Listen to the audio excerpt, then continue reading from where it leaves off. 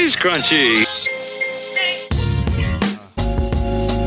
Stays crunchy. Milk. The Cleveland Cavaliers, the greatest basketball team in the land, except technically not really because it's kind of OKC, but the second greatest basketball team in the land has swept its way into the Eastern Conference semifinals with a date. The Indiana Pacers come this Sunday. Box, what's the Pacers going to be like for us? They're going to be tough, and I could see them winning. Like I know that's not what people probably expect me to say, but the Pacers, they have good depth. They could score. They have some size down low with Miles Turner. They have good players in Tyrese Halliburton and Pascal Siakam. Like, it's not going to be like the Miami Heat series where we were just cakewalking them. Like, the Pacers are going to be tough. Like, they play the Cavs very tough. They have a bunch of good defenders, especially now it seems like we're going to be without Darius Garland. So, the Cavs should be favored, but like I don't think it's not as wide a margin as it was for the Heat series. Like, there's a legitimate concern the Cavs could lose this series. Yeah, and that was my yuck going into it. It's like it's not that I wanted to play Giannis and them, but I wanted to play the Bucks because I thought we would have fucking shit stomped the Bucks. I know. I felt like I don't care if they did win the chip a couple years ago. We got something for them. Pacers is going to be playing at a different level game. They're playing playoff basketball, so they're playing with, and then they're playing having just almost. I mean, they didn't sweep them, but I mean, 4-1. Like I know it was like an odd playoffs last year because so many teams got hurt, but the Pacers were in the conference finals last year. Yeah, so it's not like they're like some startup like Johnny come lately team. Like, these are like, it's a legit team. They had a rough patch this season where they got off to a slow start. Yeah, but they played amazingly those last couple months, and like the Bucks, Dame went down. They shouldn't have won that series to begin with, and then when Dame went down, their chances went to 0. Yeah. So like I don't care how well Giannis played, the rest of that team sucks ass, and so the Pacers were going to win no matter what, and that's why I was hoping the Bucks would find a way because I wanted to be the one to get the cakewalk to the conference finals, but c'est la vie. Hopefully the Cavs can like let's be honest, like the Miami Heat were a 10 seed because of this whole play-in system. Like, they wouldn't even have made the playoffs in the old system. Yeah. And so like it's hard for me to be like, well, the Cavs turned it up a notch now that we're in the playoffs. Like, they just beat the shit out of a shitty team that shouldn't even have been there. Yeah. So like hopefully the Cavs, continue building on this and they play the Pacers well. But I'm definitely, it'll probably go like 6 or 7 games. Yeah. I have to imagine. Like, I don't think the Cavs are going to sweep or anything. I hope they do, but the Pacers are too good for something like that, I think. Yeah. Yeah. They're going to play us and they're going to play us tough. I'm saying we win in that series. I don't care. I'm just going to say it. And what will get us around that shit is we're going to coach around them. I just got faith in our coach, and I got the feeling he got something drawn up to help us get through it. Pistons has fallen behind tonight. They were ahead, and here we are now. That's what I was watching before I hopped on with you. So it sucks because the Pistons went into the half it up 2, and they're down 10 right now. Yeah, and at absolutely 11 now. Yeah, I mean, I don't care. I would love. I'm good with the Knicks going and the Celtics beating up on each other before, in theory, they get to a conference final. Like, hell yeah, fuck each other up all day. Go ahead, because that way, assuming we win, then a conference finals is hopefully. I'd rather the Knicks lose like all the time, always, but Oh, hey, you can't get everything you want.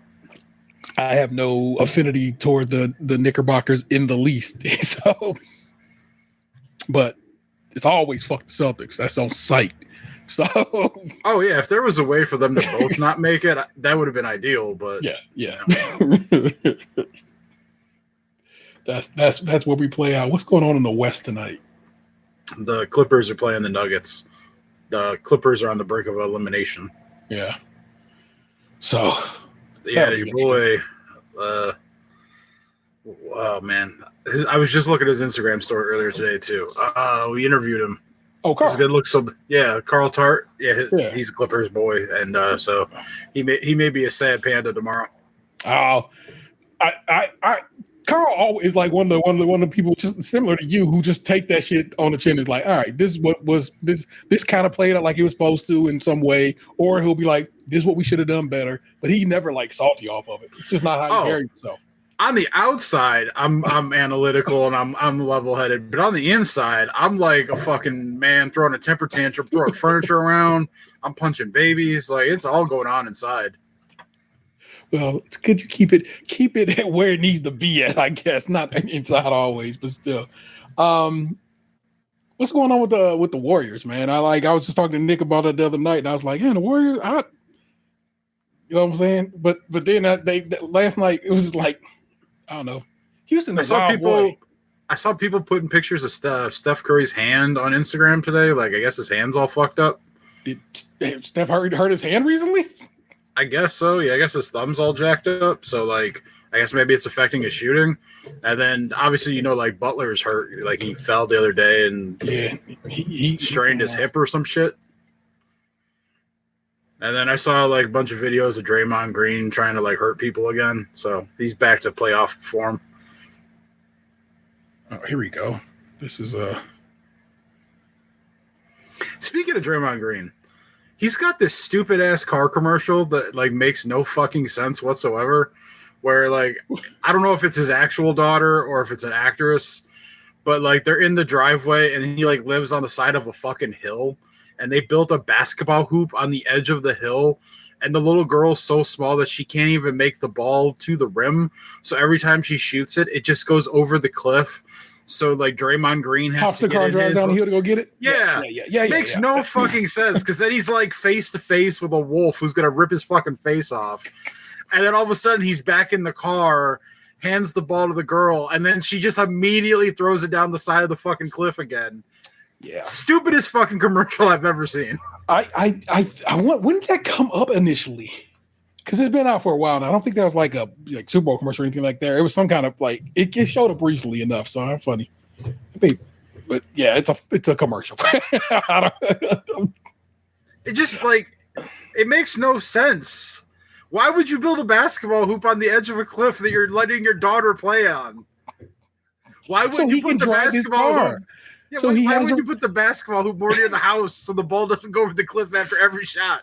So he has a reason to drive his car down the hill. He loves driving that car and come face to face with a tooth-bearing wolf. Okay, he is so powerful and strong a man. It doesn't bother him to have to face a wolf. He'll kick that wolf squaw in the balls, right? Call it a jump shot. Oh my god! Apparently, Curry reacting to people looking at his thumb is like, "Oh, y'all got the feds on me," so he thinks he's fine. But that thumb do look a little swollen at the joint right there. So that but hey, my man knows his shot better than anybody else. And if anybody can shoot through that shit, it'd be him. He just figure it out. So we'll see. But yeah, that Houston team is weird. I'm just gonna go with that. I'm like, what's going on? I didn't turn that game on until like the fourth when the Houston was up by like 25, and like both teams had pulled their starters like going into the fourth, and then the fucking Rockets like blew the whole lead, so they had to throw the starters back in with like 5 minutes left. Yeah, they said Kerr pulled his starters going like late in the third. So by the time the fourth came around, everybody was in the locker room. It was basically who's on the floor, and that's it. Like, y'all about to play the rest of this game. Chill. And, of course, yeah, like you said, they Houston thinking they got something going. It's like, sort of, but not really. I don't know, man. I can't call it. If the Warriors were to come back and win that series, or not come back because technically they're ahead, if they were to take that series, that's 3-2, right? Yeah, the Warriors are up 3-2. Yeah. You know what I'm saying? I would not be shocked. So what is here? I looked at the well, I mean, like on the Rockets, like everyone outside of like Dylan Brooks and Fred VanVleet are like young kids who have no playoff experience. Yeah. And like Jalen Green's supposed to be like their best player, and he's playing like shit. Let's see. I think he had like one good game in this entire series. Like he scored in like single digits a bunch. Yeah. Like I saw the one video of like Draymond Green going at him because he paints his fingernails. That's what Draymond Green does, dude. He just antagonizes everybody. He physically assaults them, and he just screams things like personal things at them.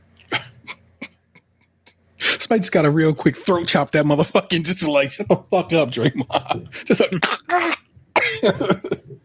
what about these T-Wolves, man? I mean, I was so happy when I woke up this morning and saw that they held on to win. Are they dope or the Lakers that bad? What's the word here? A bit of both. Okay. Like the Timberwolves, like they're a solid team. Like I could see that. Like I don't know the standings, like the way the bracket is. Yeah. But like they're a team that like I could see making the conference finals depending on who they have to play. I think they play the winner of the Rockets Warriors. Yeah, they are the 6th seed, and they get whoever wins between the Rockets and the Warriors. Thunder gets whoever between the Nuggets and Clippers, and the Thunders will have had quite a few days off before they before this happens. So that'll be a well rested Thunder squad. So, yeah, I mean the Thunder should be favored regardless of whoever they play coming out of that matchup. Mm-hmm. The Nuggets would have a real tough time because like the Thunder are probably a better team right now regardless. Yeah. And then like the Nuggets don't have a lot of depth. They play like 2 people off their bench and that's like it. So like and then the Thunder, you know, they've been resting now for almost a week and they have like 2.5 NBA teams worth of people on their fucking team. So like, you know, they could play like their 11th guy and you know, not get tired. So the Nuggets, if they beat the Clippers tonight, are probably kind of fucked. And then I could see the Timberwolves beating whoever comes out of the Warriors Rockets. Like I think they're good enough to do that. Yeah. What is that? 12 more wins? 12 more wins, Cavaliers. 12 more wins. That's all you need, baby. It's just that close. That close. That'd be wild if we. Oh my God! Don't. Sorry, I don't know what I'm gonna do if we win another chip. It's gonna be real celebratory. I'll tell you that. I'd probably cry some more. Oh, I mean, I still cry off the last one. That shit was 9 years ago. Oh my God. Well, let's get to a show. I'm gonna spit you some lyrics. I've got a 2016 NBA Champions hat on my dresser right now. And I'm not even kidding. Yeah, it's real, people. We take that shit sincere in this town. I was just talking to Vanessa because of course it pops up on the TikTok relatively regularly. And I can tell you exactly where I was when this happened and how it happened. It was Father's Day. I was sitting on my mama's porch watching it on my phone because I don't know, but the kids were in and their cousin were in the other room fucking around, like doing whatever they was doing. And my sister ruins it for me because, of course, I'm watching on the phone, which puts about a 60-second delay. And she like texts me as I'm watching it saying, "Congratulations." I'm like, "Don't take now. Let me have this." Of course, I watch it and I start crying. I call Box, of course, the first person I call because I know Box really is the one who appreciates it. Me crying on the phone, Box not really understand me crying on the phone. But still, to this day, bit by bit, I can remember almost the detail of this shit. Watching I believe that was on an iPhone, if I had to think back 10 years, 4S. So it was some time back, y'all. I'll tell you that. Might have been a 6S. I think it might have been a 6S. We might go one. I'd have to go do some date checking on that one, but still. But a time, y'all, a time. So, but again, let me start your show. I'm going to rhyme to you right quick, and then we'll get to the rest of it. Pump the bass in the trunk, shit rattle like a baby hand. Except this toy cost 80 grand. And I'm crazy tan from all the places that I've been. Just for writing words with a pen. Tell the pilot land the plane on Roosevelt, Maine. Put a jacuzzi on the 7 train. And let John Coltrane play with that cocaine face. I know your crabs from the Old Bay taste. The brass band was 7 pieces. My bitch's name is Peaches. We got twin Mac 11s with the features. Shit, you barely got sneaker money. So much dick in their mouth that's why these motherfuckers speaking funny. You need to speak clearly, dear, because I can't hear you. I can't hear you. You need to speak clearly, dear, because I can't hear you. The Magic Johnson of the game, these lames don't want to play with me. Smile on your face, but I know you really hate me. I know you mad because I'm sick and it's plain to see. It's me. Ride the Harley into the sunset. Ride the Harley into the sunset. What's a good word, people? It's Stage Crunchy and Milk. It's episode 572. And we have massive displacement. And these are our engineering capabilities on full display. I'm your host, Ennis Terror 713, joined by my other host, the eBay Emperor himself, Lunchbox 2099. What's the good word, bruv? Man, time flies. Yeah. Our technically, let's take a look at the old calendar here. Our birthday show is in 2 weeks. We will have been doing this show for, I think it is 13 years. Let's pull up the old calendar here. Yeah. So that's crazy. But that's what it goes down. Majors always kind of brings these things around. My kid has prom Saturday of this week, and that's gonna be pretty dope. I'm gonna go see Thunderbolts, and I'm probably gonna end up going to see Sinners a second time. But we'll talk about that more in entertainment. And but you know what? It's got a couple of news articles for you. Got some of the assholes. Box gonna tell you some stuff about his life. I'll tell you some stuff about my life. It's great times to be had, y'all. You know what we do. So let's get to it. The Ohio Senate passes a bill that would require hemp products to only be sold at dispensaries. Right now, my child can go and buy some of this gross Delta 8 weed from the gas station. It's not handled at all. It's all just anybody can get it. And I don't like that. Megan Henry on the byline of this one. The Ohio Senate unanimously passed a bill that would regulate intoxicating hemp and drinkable cannabinoid products. On the Ohio Senate Bill 86 would require intoxicating hemp products to be sold only at adult use marijuana dispensaries instead of allowing them to be sold at CBD stores, convenience stores, smoke shops, or gas stations. The bill now moves to the Ohio House for consideration. Current intoxicated hemp products are untested and unregulated, said Ohio State Senator Steve Huffman, Republican of Tip City. The bill protects buyers from gaining access to these intoxicating products and ensures adults can still purchase them from existing regulated operators. Huffman introduced the bill with State Senator Shane Wilkins, Republican, Hillsborough, Ohio. Governor Mike DeWine had implored lawmakers to regulate or ban Delta 8 THC products. The bill would impose a 10% tax on the intoxicating hemp products, ban sales to anyone under 21, and would only allow intoxicating hemp products to be sold at dispensaries if the products have been tested and comply with standards for packaging, labeling, and advertising. Basically, they're about to put the kibosh on all this shit because ain't nobody going to do that. During discussion on the bill on Wednesday, senators talked primarily about how the bill would protect Ohio kids. I just told you, just there right now. My child can walk up the street right now and go cop some. The bill regulates intoxicating hemp products and removes the untested, unsafe items that were marketed toward children from corner stores and vape shops and gas stations, said State Senator Bill DeMora, Democrat of Columbus. It includes requirements for product testing, safe packaging, age verification. These are all common sense measures. Wilkins spoke about how a health commissioner in his district came across an intoxicating hemp product that looked like Rice Krispie cereal box. That is marketed to kids, he said. We don't know what is in them, and unfortunately, they are without question ending up in our kids' hands, and that's not right. Children's safety and standardization got the Senate Democrats on board with the bill as well, according to Ohio Senate Minority Leader Nikki Antonio, Democrat of Lakewood. The more we can narrow in the standardization and some oversight and the safety and the safety from, the better we are, she said. Is it perfect? No. But does it really get to some of the positive changes for safety's sake? I think so. CBD store owners previously testified against the bill, arguing that would potentially put them out of business. During testimony in March, Belafonte business owner Jamie Courtney said the bill would eliminate 90% of the non-intoxicating full-spectrum hemp products her business offers, and the bill would drive consumers to unregulated online markets. I don't have a lot of sympathy for some of those businesses that are now being forced to not offer a product that was very clearly dangerous and targeted toward children, said Ohio Senate President Rob McCauley, Republican of Napoleon.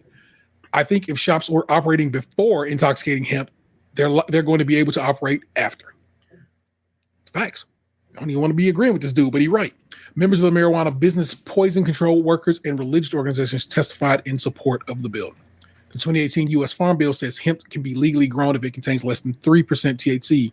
Ohio is one of about 20 states that does not have any regulation around intoxicating hemp products, according to an Ohio State University Drug Enforcement and Policy Center study from November 2024.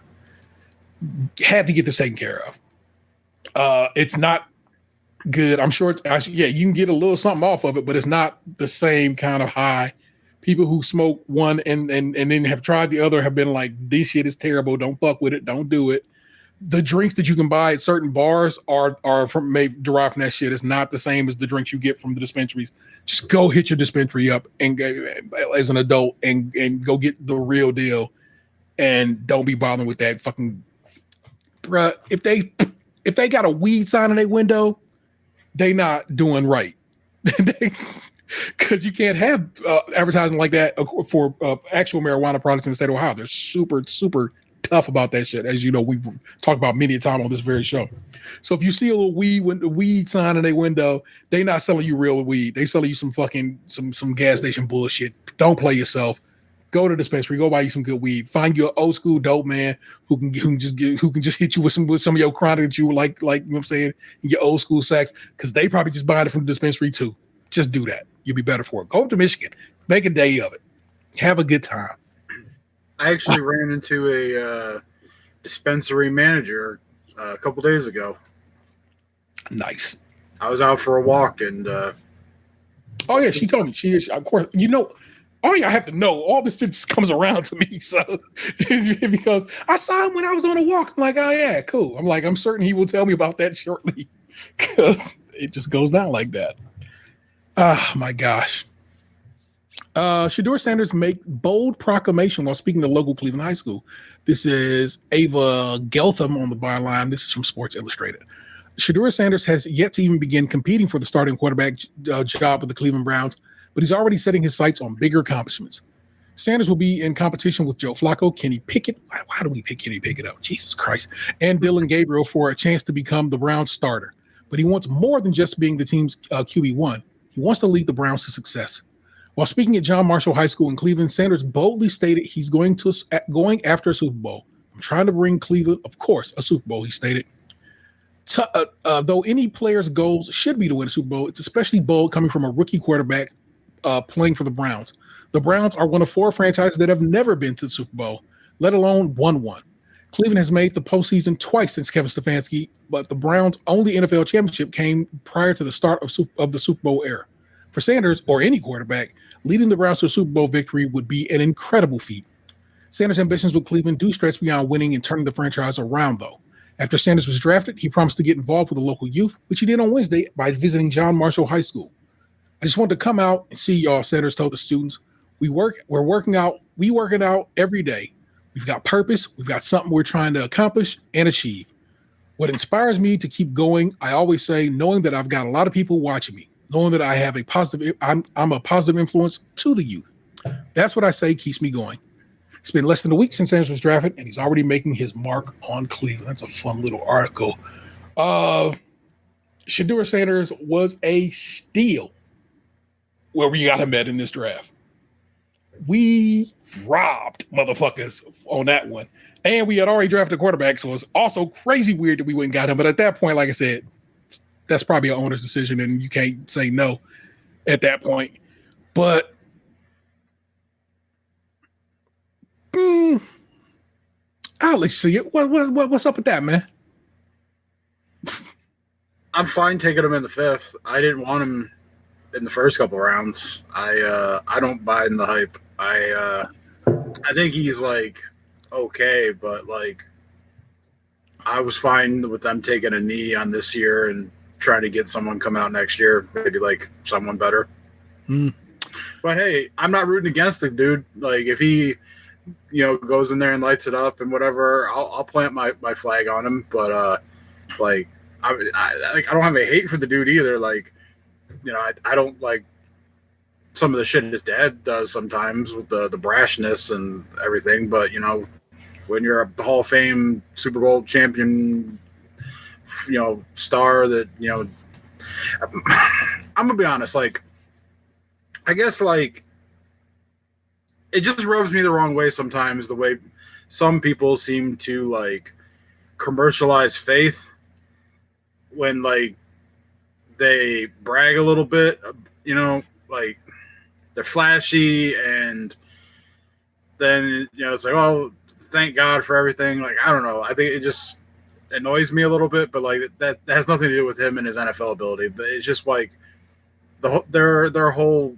bravado, I don't know. I just, not for me.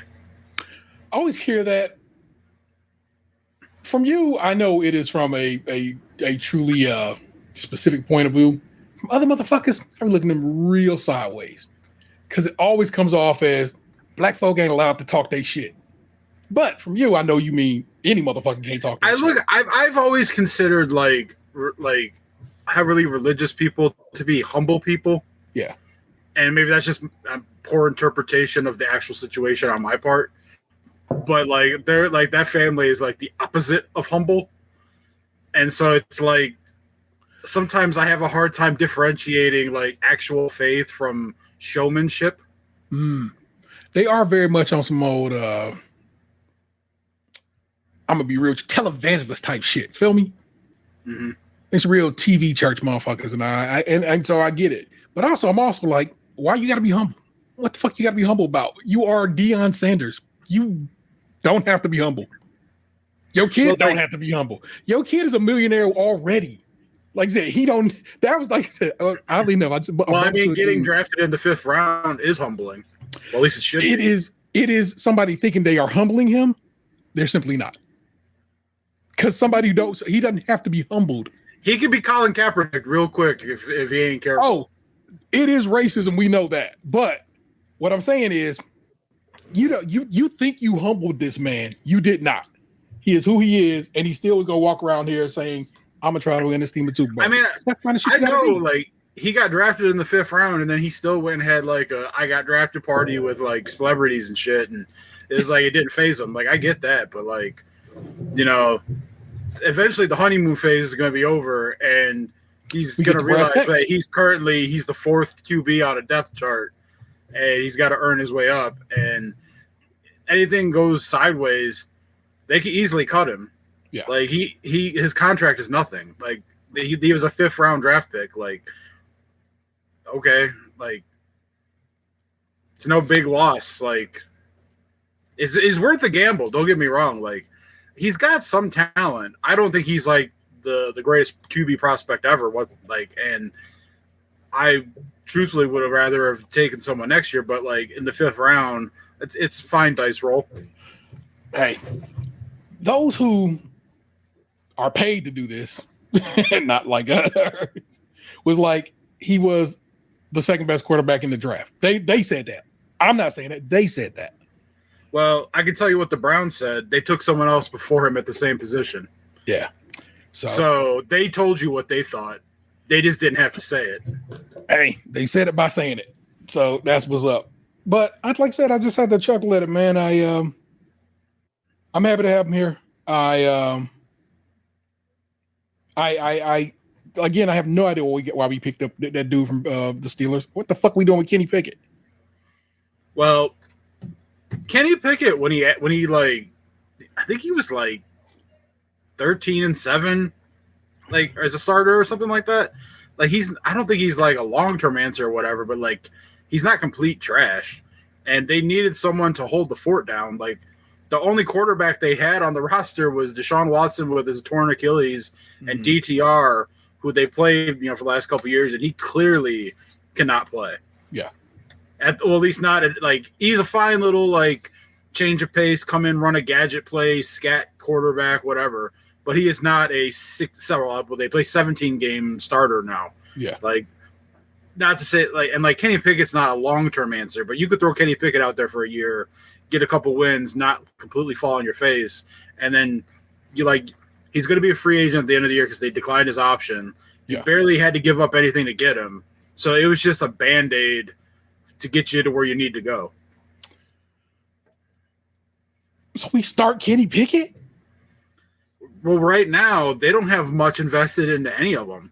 Yeah. Like they gave Joe Flacco $4 million, and then like a lot of his money is tied to like roster bonuses goals, right? and incentives. Yeah. So it's like if he's a starter, he probably hits all that shit. And like, and if he's a starter, that means he's playing well enough to maintain the starter position rather than like throwing interceptions to the other team all the time. So that's a nice problem to have. But like if he's not your starter, he doesn't cost much. And then like Kenny Pickett barely costs anything, because he's on a year 4 of a rookie deal. So I think like I saw an article yesterday where a dude broke it down that were like you could literally like cut Joe Flacco or Kenny Pickett and it's the same either way, like money wise.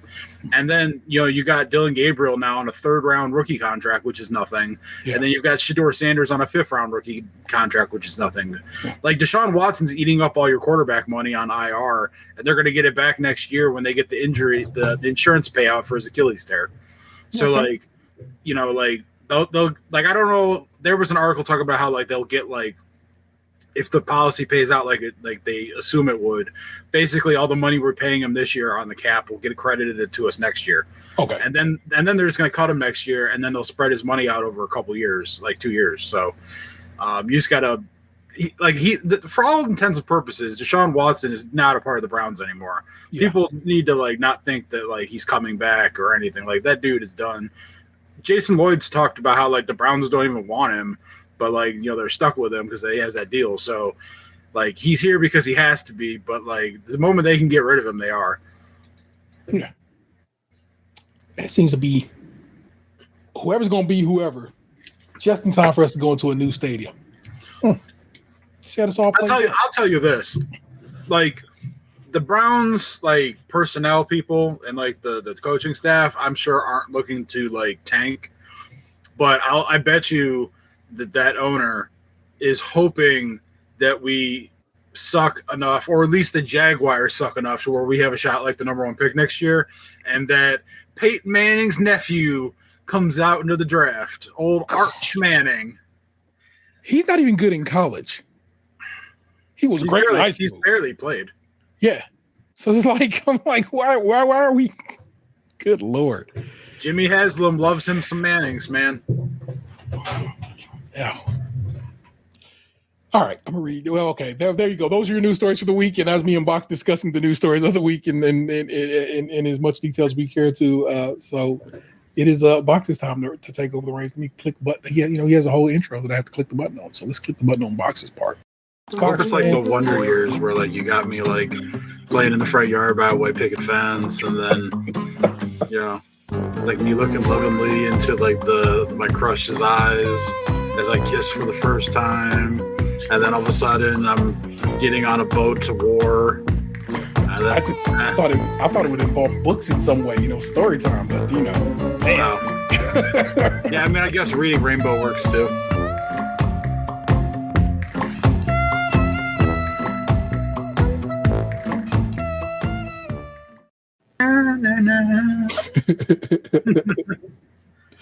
For some reason, my Patreon payment for the month was split in two. I have to look into why that is. I was to finish my thought. Like I didn't realize you were hitting the button earlier. There's gonna be people that are gonna take me to task for my Sanders take, and I understand that because I've seen a lot of comment sections in the last couple days. Okay. And Deshaun, I mean not Deshaun Watson, Shedeur Sanders, he's got some fans out there. There's a lot of white knighting going on in these comment sections for that man, and so I'm sure I'll catch some strays here for my comments, and that's okay.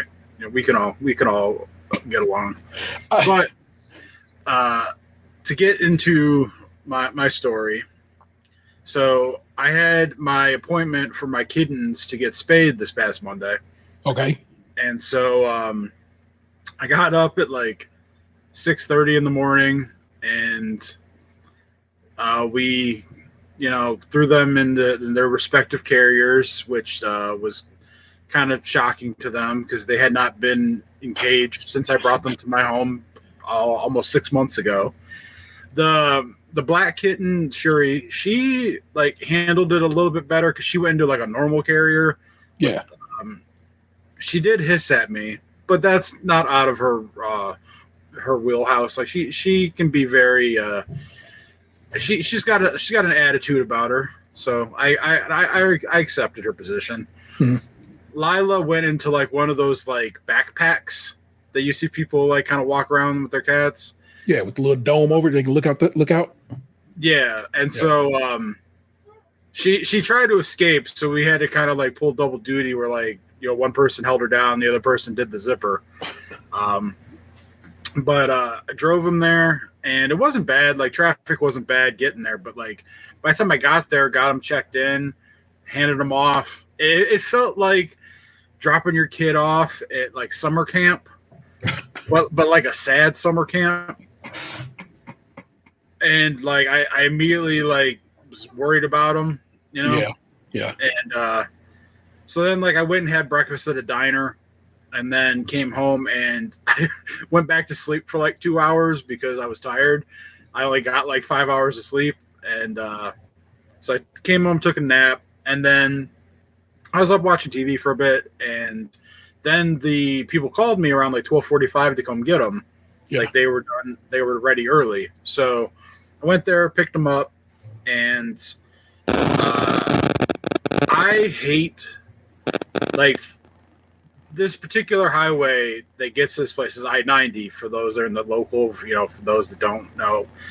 I-90 is kind of shitty in places, and there's like some businesses out that way. I think there's like a scrap yard, so there's a lot of like trucks hauling like metal scrap and stuff that go on that highway all the time. And so on my way back, I picked up the kittens. They were in the back seat in their carriers, and I'm driving down this highway, and all of a sudden I run into an area where some truck dumped metal scrap all over the fucking highway, and I had to slam on my brakes to avoid hitting some giant metal block. And I'm trying to navigate this like pile of debris with this other car in front of me, and all of a sudden this white truck almost fucking rams into the back of my car. Like he swerved and just missed me by like just that much. Wow. And ended up having to roll over like aluminum siding that was just laying in the highway. Yeah. So it was like, I'm nervous as shit because I have these two drugged out kittens in my back seat that are like my kids. And now I've run into like sprayed debris all over the freeway. So I get past that, and then I'm on the bridge like downtown that kind of like connects our highways. And then like rocks and dirt are kicking up and hitting my car, like big chunks that like came out of like construction trucks. Then I get down to where this interstate merges with this other highway.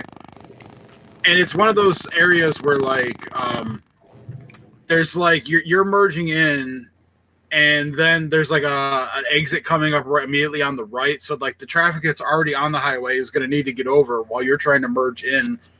And there's always that one fucking car with that person who doesn't understand how to merge properly. They don't know how to use their mirrors. So they just stay in the lane where everyone's trying to merge into, going really slow, never making the move to get over, even though everyone's giving them ample opportunity to get over. Yeah. So like they're damn near causing an accident. Finally get past them. I get like a mile up the road, and then there's another truck that has rocks coming out of like it bouncing out the top and are hitting my windshield. So I was just so over fucking being on the road at that point. But thankfully I got the kittens home. The black one was hissing at her sister for like a day and a half after I got them home. But they seem to be cool now. Each of them have their belly shaved with like the stitches, and the stitches are kind of like glued on to keep them steady. And then they each have little green tattoos that show that they were spayed. Yeah. And, they got rabies shots and distemper shots. So I was like wondering how their attitudes towards me were going to be because like the black one, she's hot and cold. Like she's either really lovey or she looks like she wants to cut my throat. Lila is usually really sweet to me, and it was really funny when we got them out of the carriers because like they were kind of walking like they'd been at a bar heavily drinking, like they were having a hard time keeping their equilibrium for the first like half hour. But they kind of came around, and then like the black one hid, and then Lila kind of like started to like act normal after like an hour and a half, and they've been fine now. Like Lila's running around. They're not supposed to be running around like because of the stitches, but it's like I can't stop two kittens from being kittens. Like they're going to kitten, so yeah. I just keep an eye on them, make sure that nothing bad happened. Like they're eating food fine again. They haven't been throwing up or nothing. So like they said that it'll take about 2 weeks for the stitches to heal up probably. But otherwise, yeah, they're spayed now, and they got through a trip out of the house fine. It was disastrous on the way back, but we got through it, and hopefully everything heals up nicely, and I never have to go through that kind of anxiety again. Facts. No cones or nothing like that. I don't know if cats wear cones. Okay, yeah. The cats at times can wear cones, but no, they don't need cones on this. I think it's because of the glue. Yeah. Like they don't have to worry about them licking out the stitches because of the glue. Okay, cool. Yeah, good on you. Word to veterinary medicine for advancing so much. I'm glad the cats have been taken care of as best they can be, and hopefully they are all that much more delightful. I was kind of hoping that like when I went to go pick them up, I went inside and like the people who were working the counter weren't the same people I dealt with in the morning. Yeah. So like it was like this black woman at the counter who was like asking who I was there to get. And so I tell her, I'm like, I'm here to get Lila and Shuri. And then I was like, she didn't ask me how to spell Shuri. And I was just kind of like thinking that she could be like, oh man, look at this white man's got a black cat and he named her Shuri. like she was gonna know, you know? Oh shit. Like, girl, you know you love Black Panther. Come on. Oh shit.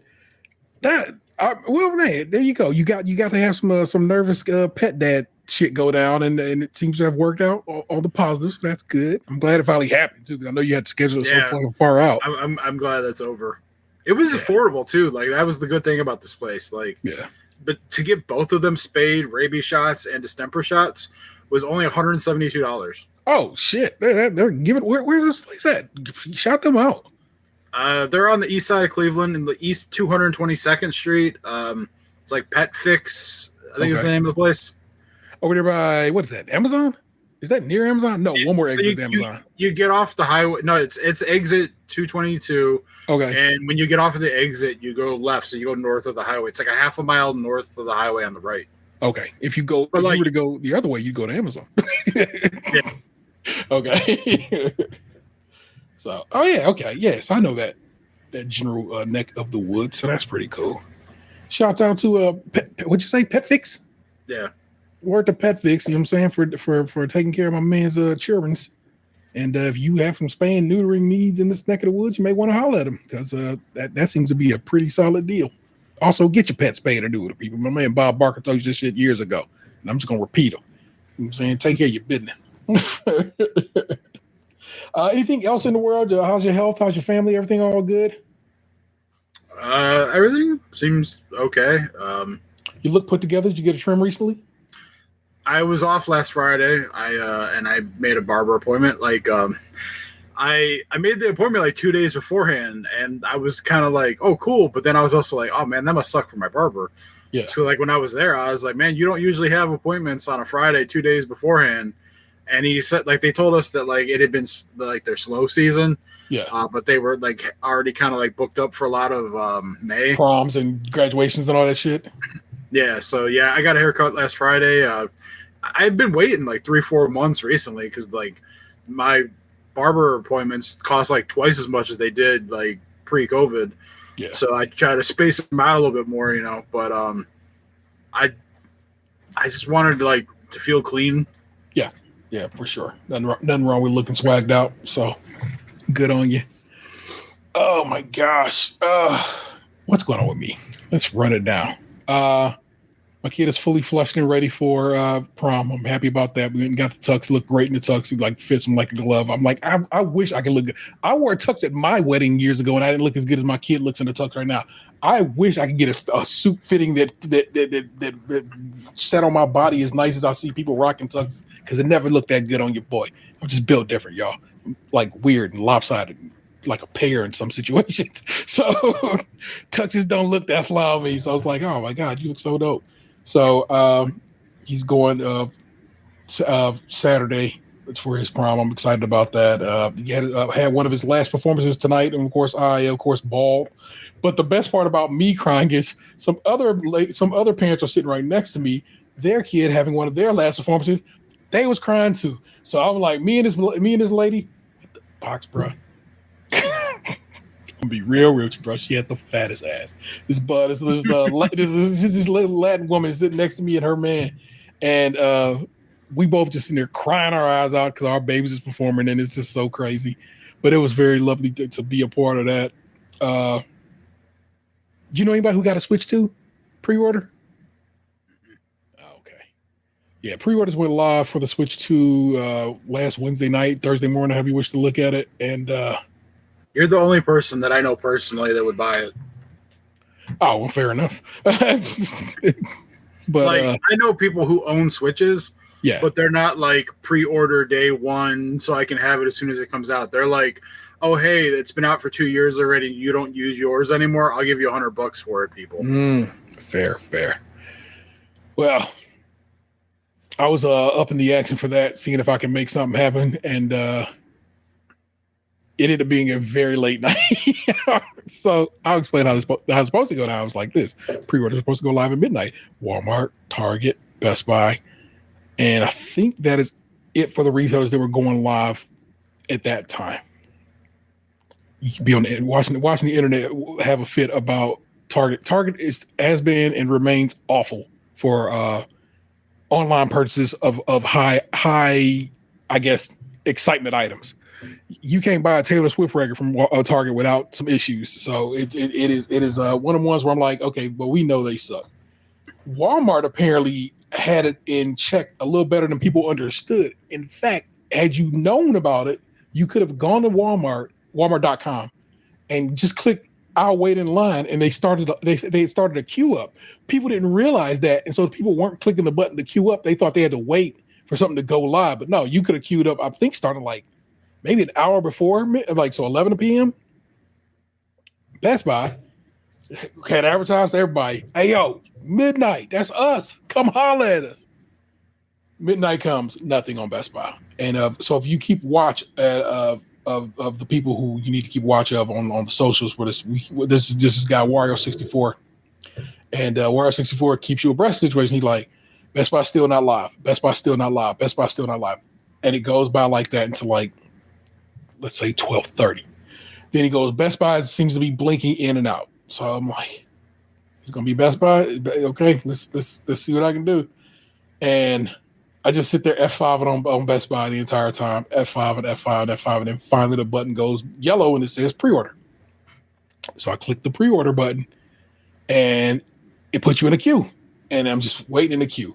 And because I know how all these things work, I'd already signed in and so forth and been prepared for everything I need to do. My address is in that bitch. I'm already all the way logged in. I don't have to put my, the password, your two-factor password in that bitch. I was just ready to go. I sit, and I sit box. At some point, bro, I truly just sat here in this very chair and I nodded the fuck off. And I wake up and I'm like, oh shit, it skipped the screen. But it just had gone to the screen and the cart was empty. And I was like, motherfucker. And I just literally clicked back. I didn't go anywhere wild. I clicked back and the yellow button, pre-order button was still live. So I clicked the pre-order button again and I waited again. And I promise you, I was just like, come on. And then boom, goes through. I'm like, fuck yeah. But I didn't have the Pro Controller pre-order. So then I go back and I had that in a different window. And that one was like, in the line, wait, go. And so that one was real quick. So I am technically pre-ordered at Best Buy currently for a midnight release on June 5th. So it's actually going to end up being probably the night of June 4th. And we'll see how that all plays out if everything holds, because tons of people are getting emails from different retailers, not from Best Buy. I've not heard anybody complain about Best Buy, saying your pre-order was canceled. But I also have it lined up with Nintendo to buy it from them directly. So if you know somebody who need one, that shit actually supposed to come to me a week from today. I will know if I'm allowed to buy one from Nintendo directly. So if I am allowed to, if I'm like getting their little lotto and you know somebody who would like one, holler at your boy. We'll take care of business. Worry not. Same for you, listeners. You know what I'm saying? Of course, boxes first come, first serve on these matters. But it's wild out here in the realm of pre-ordering things, y'all. But that's just what it is, because it's going to be an interesting time to be a gamer. Xbox announced today, they're raising the prices on all they shit. Games is going up, hardware's going up because these tariffs is real, people. But and to go up by $100 on the console that's been out for almost 5 years this year, it's a crazy time to be alive, because that's not how this is supposed to work. Consoles are supposed to get less expensive over time, not more expensive. So I think that is kind of crazy that is what they have decided to do. But that's what it is to be a gamer after all these years. So that's about what's been popping in my world that I care to talk to you about. You know what I'm saying? Ness is doing fine. Xander's doing fine. And all spins right in the world. Our house is doing okay. So we as good as we can be, and that's what's cracking, y'all. So I know that seems light, but it's like you're like, y'all wasn't even here last week. Y'all ain't got more to say. I'm sorry, bruv. Just ain't got a lot to talk to you about. I just don't. I do a whole nother show every week. It's called Crimson Shades, Great British Bake Off Podcast. We've had 3 bakers on 3 episodes of the show so far. The one baker who we had on the show this week, the episode comes out tomorrow if you're watching this live, and if you are watching this later, then they came out already. She was such a sweetie and such a delight that we invited her back to do it again later in the season. That's how much fun she was. So we're to Parwana, because was a super fun get. So I dig that. So you should be listening to our Bake Off show. It's very, very good. And we're finding out as we go along that all the bakers, past seasons and present seasons, have been listening to our show this whole time. That's amazing. So as it turns out, we're doing something right. Someday you're going to be on TV. I'm too fat, man. I don't feel like they're going to look at me gently on the camera. They got to shoot me. I don't know if you've watched TV lately, but there are a lot of fat people on TV. Yeah, but not mine. In fact, some of them are cast just because they're fat. Oh, well, see, I don't know if I like that at all. Because I feel like a motherfucker will really be talking bad about me on the internet at that point. I don't need that. People talk bad about you on the internet already? You've already got like some fucking like office in the Middle East creating 7,000 fake profiles of you. Who cares? You know how many fucking profiles for you that I've reported as fake over the last year and a half? That's wild. And it's only because they kept posting that same fucking picture that you tagged me in like 12 years ago. Which is crazy that's work. That's weird, right? You should be able to take somebody's picture and they tag, stay stuck to it. That should be weird to them. Ugh. Yeah. Yes, if you get a follow from me, trust me, it ain't me, because I ain't following nobody on IG right now. Oh, I'm a liar, because I follow these bakers, and that's because, you know what I'm saying, they're on my show. I'm supposed to follow them. I got to. And then the one lady from season 1 was commenting on episodes on YouTube, was like, oh my God, I love you guys' show so much. I'm like, well, damn, look at you. Word to Miss Susan Simpson. Susan Simpson, sticking to my story. Like, this show will always be the baby, but something good had to spawn from it. And if it's creme patissier becomes like the talking dead of the baking world, you just have to accept it and run with it, man. That is the goal. That is the hope. Like I said, I stay in these pockets of these PR firms, because that's the thing. Well, I kind of do work. I kind of have worked with Roku directly on this things, but that's just to get me to the bakers. And then they immediately put me in the hands of these PR firms. Now, if I'm doing my damn thing with these PR firms like I'm supposed to be, and I try to do, I try to play respectfully and by their rules, and I use their turns of phrase. Make sure you say this, because like literally, I had the one PR lady who was like, "Make sure you say this," and I was like, "I got you." Easy, which is of course all 6 episodes of the Great American Baking Show are available right now on the Roku channel. There you go. That's what I have to say every time, and that's the agreement we have in place here. These people have been on the Today Show, hanging with Tiffany Haddish, eating cake with Bush's daughter. I don't know which Bush. I don't know if it's Jenna or it's the other one. So, and I can't remember. It's Barbara and Jenna. I think it's Jenna Bush. Yeah. Anyway. So like, just think about from a 7 to you're like two bacon strips away from Tiffany Haddish. Facts, and from former President George W. Bush. I literally just saw a meme. This whole gorilla thing. Some like this only 90s kids thing Instagram account I follow. Yeah. They put up like you ever seen the Vince McMahon video? It's like from an episode of Raw where he's in the back, and then like someone comes up to him and he's like, "Take me to him, take me to the son of a bitch," and he goes running down the hallway, and it said like when there's 99 men fighting a gorilla, and so he's gonna be the 100th. But then like you swiped over, and then it was a picture of George Bush being told that the towers were hit, and it says there's a second gorilla. Oh my God. Box. 100 men, 1 silverback gorilla. What's happening? Dude, I literally watched that simulation video where it was 1 million men versus like 10,000 gorillas, and only 14 gorillas died. I believe that shit. And honestly, I'm not even mad about it. They had like the amount of shit we've done, like I didn't forget about Harambe. We owe them. I want to know what dude just made up in his mind. So here's what it is. I know this is really taking a turn, Bob, but these are the same dudes who say shit like, "I could beat Kagan Clark 1-on-1. She ain't shit." And it's like, no, you can't. You simply can't. Dude, I was playing basketball up at the local gym, like, pre-COVID, back when I was like really losing weight. Yeah. And there was one night where like I was just playing pickup ball with a bunch of rando people.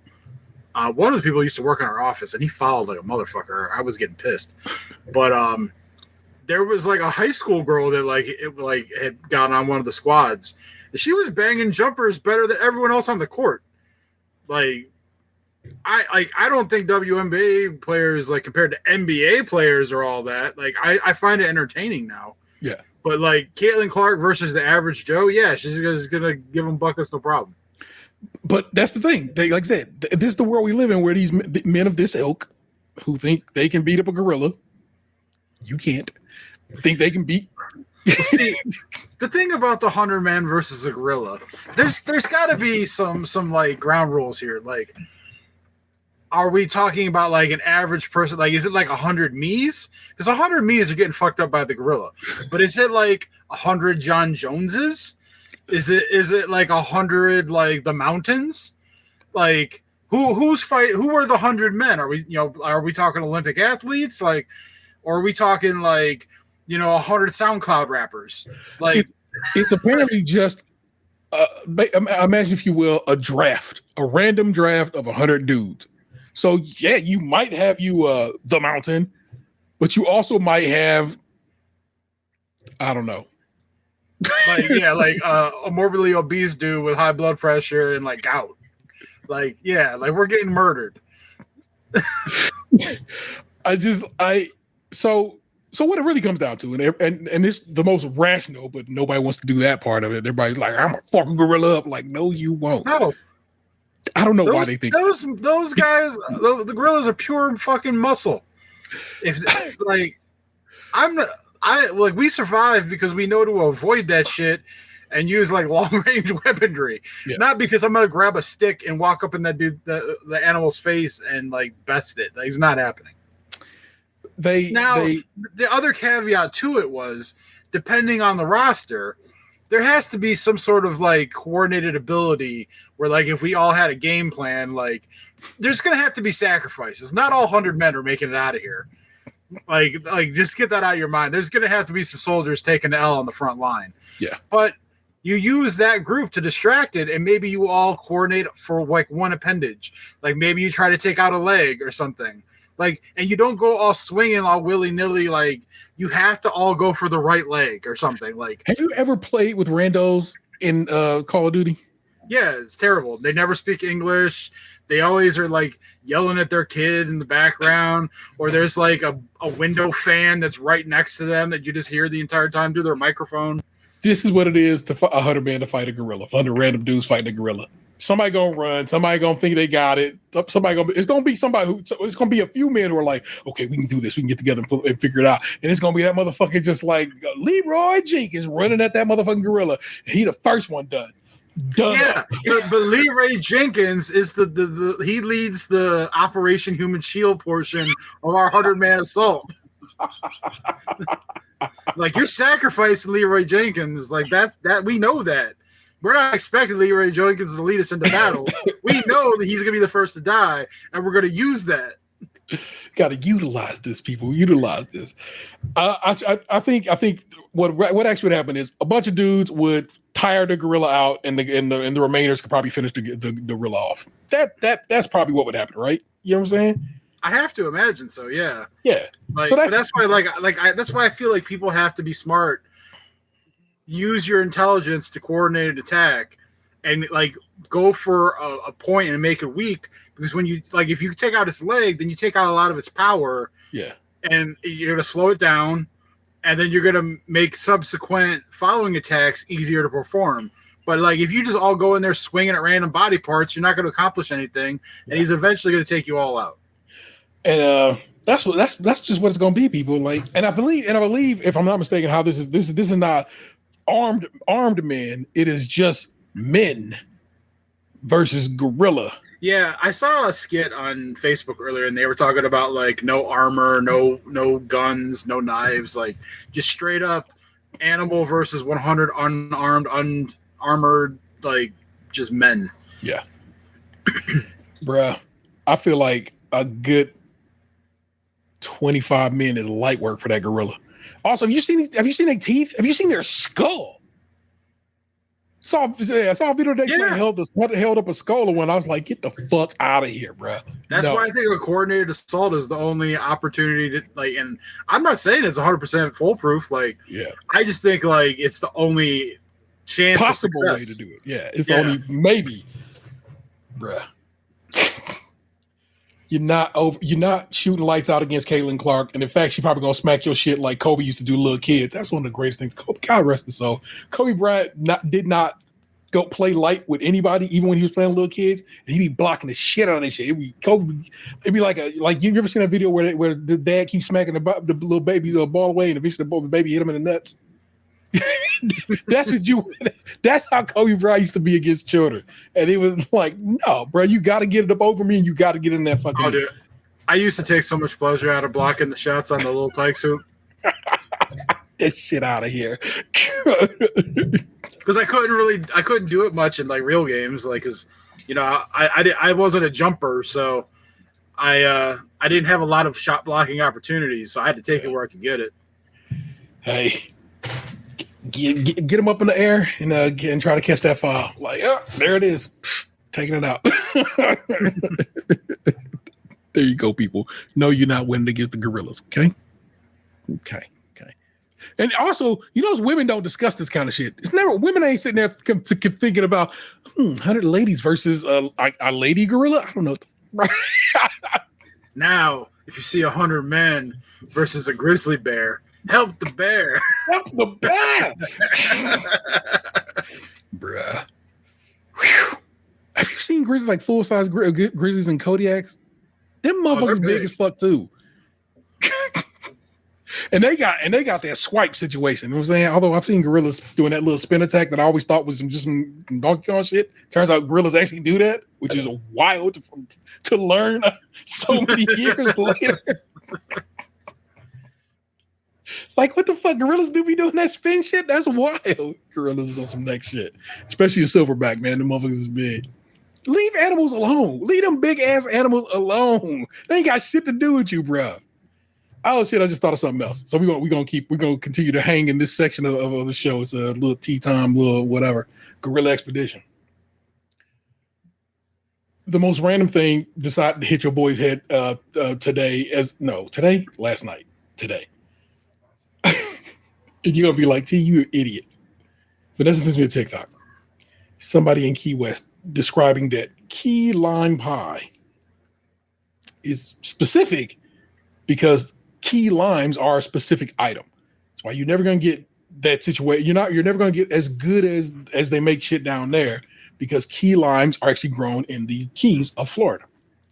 And I'm like, oh yeah, that makes perfect sense. And I was like, I want to go to the Florida Keys. And so, but you don't want to go to Florida. I know, you know how I feel about that. But I was just like, I love Hemingway. I love pie. I might be able to finally put my shit aside of fuck that state and fuck the South in general. You know, I mean, at this point, we'll come back around to it in entertainment. I'll tell you about if I can remember to talk about it. But Ohio, the northernmost southern state, you know how it is. I got the same shit going on up here they got going on down there. So then I'm like, let me look into it. Key West has an international airport. You can fly directly into Key West. From where, you ask? Well, it turns out I can fly directly my ass into Key West from Pittsburgh. So that's just a little journey. You know what I'm saying? That's a little drive. I'm down for that because, of course, if I'm in Pittsburgh, it means I can get some pizza fest for Vanessa. She's all the more happier. I look up the prices. Box 2 grown-up adults, me and Vanessa, if I'm saying, back and forth, round-trip tickets to Key West. $374 total on this particular airline. The hotel is what would cost more. So now I'm like, am I about to do that for my 50th birthday? Am I going to go to Key West? It stands as a maybe right now. But I might be going to Key West for my 50th. And I'm very excited about the prospect. And I also think we should go to Key West. I think it is way more reasonably priced than we had ever thought of. The hotel seems to be what is the expensive portion of this program, but just go kind of kick it on the beach. I don't know where you are if you're in Key West. Are you in the Atlantic or are you in the Gulf? I have no idea. Yeah, I'm usually better about that. Let me pull up a map. I would imagine you'd be west because isn't it Key West? Opening maps. Let's take a good look at this. And then I got to scroll out some. That looks like you would be in the Gulf. No? Well, keep going. Yeah. That's the Gulf. So you'd be in the Gulf of Mexico. Although I guess if you look at it on it, well, here, in fact, you know what it is. I can just fucking show you. Give me a second. I'll share my screen. Oh yeah, so you go like south of Florida, and then you're kind of like in the. So I mean, that's the Atlantic Ocean. Stone's part of Cuba. Yeah, and that's the Gulf of Mexico. On this map, you can see it says the Gulf of America because Google don't got no balls. But here, let me. And Puerto Rico is further away than I realized. Yeah. I thought it was always kind of like where the Bahamas are. Yeah. And so, like, when does the ocean begin and the Gulf end? Like, because it's like all water right here, you know what I'm saying? So, but am I screwed? Yeah, don't they? Like, I'm surprised. Like, I always thought there was like border lines. Yeah, like on the actual map. I mean, I know they exist in real life, but it's like the Cayman Islands are down here, and there's the Caribbean Sea. Yeah, but like it doesn't show you the break point.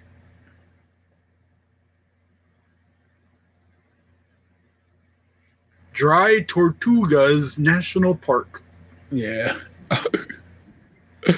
But yeah, man, I kind of think that maybe something I'm doing. Look at this as it keeps going. You're saying like you can go further out, but oh yeah, don't they have like that bridge that like goes from like the mainland all the way there? oh yeah. See, and that's a isn't that what this interstate here is? yeah. See that? As I scroll through it, I have it on my screen too. Yeah, I would of course never. Which is why I said fly directly into that motherfucker. That's why that was the goal, so I would not have to do any of that driving across anything over here. There's a double tree down there. I didn't know that. See, I was over here looking at I wasn't looking at the courtyard. I was looking at another hotel. I was looking at it's a Hilton somewhere. Sonic. a terrible choice for a restaurant. But I fuck with DoubleTree because, of course, DoubleTree gives you cookies. If you didn't know that, you should. So, and also that's relatively close to the airport. So, but yeah, there's a whole airport that's taking up a good chunk of that island, and so you can fly directly into that. And I was like, yeah, that's pretty dope. And the flights are very, very reasonable.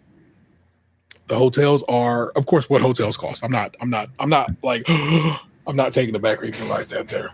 Also, there's Airbnbs I could look into, I guess, but I mean, we've been trying to be better about just saying no. Let's just get a hotel for some situations like this. So, not a guarantee, nothing like that is signed up, but it's a big old maybe right now, and I'm kind of excited about the idea of it. And we'll see how. Yeah, I'll know more about my plans come May 14th because that's when the NFL schedule drops. Yeah. The one dude offered to. So, like, they have, I think I told you, they have these magic conventions, like, quarterly throughout and like different locations. Yeah. And they're doing one on my birthday in Atlanta. And the one guy offered to pay for my hotel and my ticket if I wanted to go for my birthday. Like, obviously, he'd be coming too. But yeah, so, like, I have that offer on the table right now. And then I talked about wanting to go to, like, Chicago with people. So, like, the Browns are playing the Bears in Chicago this year, so I'll find out in 2 weeks when that game is. So if it's around my birthday, I may be able to swing that. Bears still play at Soldier Field, or they got a new stadium? They're still at Soldier Field. They're trying to work out getting a new stadium, but like they're still at Soldier Field. Soldier Field seems like a cool place to get to go to at least once in one's life. That seems like a cool stadium because it's old, you know. So respect it. So yeah, man. There you go. Now you're fully up to date, caught up in the situations. We'll talk about those records that are behind me in a little bit. But right now, I'm gonna slide over to Reddit, where I pulled a few amateur assholes that I think Box will enjoy. And well, we'll see.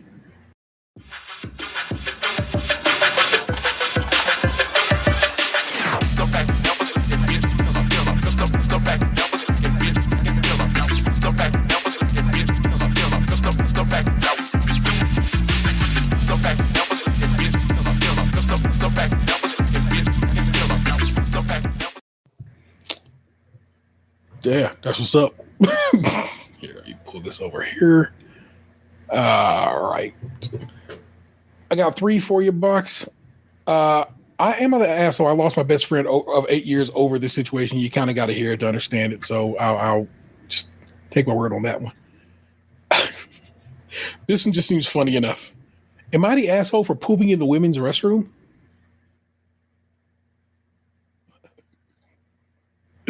And then I get you there. You'll be like, huh. And the last one is, am I the asshole if my boyfriend made a meal and asked me how it was and I said, fine? I'm going to start you on this 8-year friendship situation. Weird. Actually, I need to pull this slightly this way. So I lost my best. Get started. The Knicks, Jalen Brunson just hit a 3 with 5 seconds left. Never mind. The Pistons blew it. The Knicks went up 3 with 5 seconds left off of Jalen Brunson 3. The Pistons call timeout. And then apparently they just didn't even get a shot off when they turned the ball over in the next one. So the Knicks advance. There you go. That's Knicks Celtics in the other part of the semifinals of the Eastern Conference NBA playoffs, people. That'll be that's always a fun little series because them cities don't fuck with each other. And the asshole, I lost my best friend of 8 years over this situation. So I lost my best friend of 8 years over this, and I'm still trying to wrap my brain over it. This is what happens. This is what happened. I, 23 female, and my former best friend, 23 female, went out to some bars with her boyfriend, her friend, and a few of her friends. This was a few months back on New Year's. We went to some bars and celebrated. I took a few shots with her friend's friend, who is a guy that I had just met that night. Once the night was over, we went back to her friend's apartment to chill. Eventually, my best friend and her boyfriend had left. It was just me, her friend's friend, and her friend who had brought home a guy she met from the bar. The guy and her were dancing and making out and eventually went off to her room. So then it's just me and the guy that I had just met that night who was friends with my best friend's friend. Right, keeping track of these things, okay? We were just chilling on the couch and talking when we eventually started making out. Things got a little heated and we ended up having sex for about 2 minutes when I decided to stop because I felt weird having sex on his friend's couch. So I sobered up and left.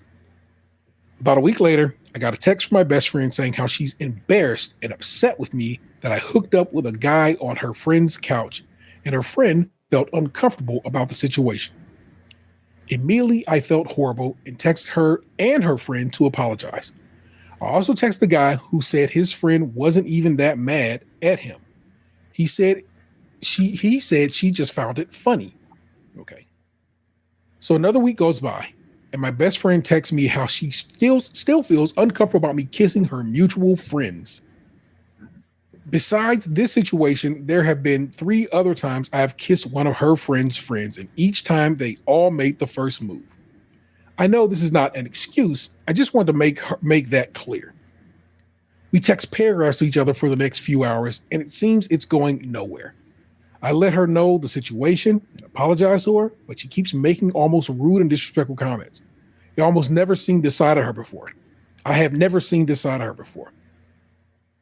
We had never gotten into a fight until this happened. Eventually, after I kept trying to solve the situation and it wasn't working, I told her we needed a break. I was heartbroken. We haven't talked since, but I miss her so much. Am I the asshole? Most of that, no.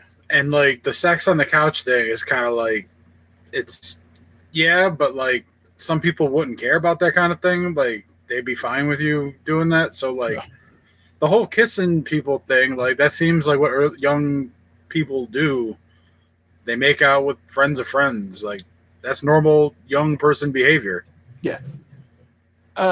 Your friend is weird and being weird about this situation, and you probably shouldn't be fucking with them if they're going to be that way anyway. Like, why do they care if you was making out with somebody else? Yeah, most people encourage that kind of thing. Yeah, because if anything, we're going to all be friends in a group and all double date and bullshit like that there, you know? Yeah. Now, like, hooking up and having 2-minute sex on someone's couch, like with someone you just met, yeah, that's a little weird. And like, but like, I mean, like, I don't want people fucking on my couch. I'll say that much. For sure. So, like, I could understand how someone would be kind of like, hey, man, that's not cool.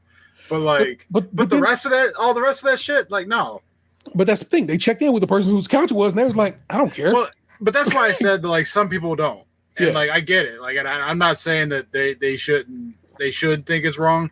I just feel weird about it if it were my couch. Yeah. So, like, I wouldn't appreciate it. But, like, I wouldn't kill somebody over it, you know. Which like, couch? Any of them, like. Saying the wherever my butt cheeks go, no sex is to be had that ain't mine. Well, they just leaning over the couch. I'm not really on the couch. That I could be okay with. Thank you. Good to know where the line is drawn if this situation ever arrives. There could be workarounds. Workarounds for reach arounds. Not the asshole. Leaving the two of you alone with the best friend's friend went off to have sex was not being a good host. True. If they didn't want people having sex, they should have they should have had you leave. Possible. Been like, all right, y'all got to get out of here. I'm about to go fuck, which is just something you could say. Leave two drunk people on New Year's Eve while everyone else is hooking up is practically an invitation to snuggle on the couch. Right. Maybe your former best friend is feeling some jealousy because she has a thing for the guy, which is what I actually think is going on. And you connect it with. Otherwise, I don't know what's motivating her prudish peevishness. Wow, nice double P there. The part is the host never responded to my. The weird part is the host never responded to my apology. I sent an apology text and still haven't gotten a response. So there's people who are talking to each other, but then people are not fully discussing each other. That was the OP saying. And like the only way they would have known was if the dude told them what they did, because unless they had like a living room camera. That means that these people are gossiping about their actions amongst each other. Yeah. So there's some cattery going on. Not the asshole. You're both full-grown adults and get to make your own choices in life, including who you decide to hook up with. There's nothing inherently wrong with you kissing mutual friends or sleeping with them. I don't see why it's any of her business of hers. And then the OP responded, that's what everyone keeps telling me. I feel shitty about it, though. And then somebody responded, why? Because then basically you shouldn't. So I'm glad the OP's in here mixing it up with the folk trying to, make the point. Yeah, lady, you good. You got a little action, and then you thought better of it. Was like, you know what? Probably shouldn't be boning on somebody's couch. Let's stop this right now, and maybe maybe who knows? We'll see what the future holds. Maybe it's a link up to be had, and that's what's up. You know what I'm saying? So, not the asshole.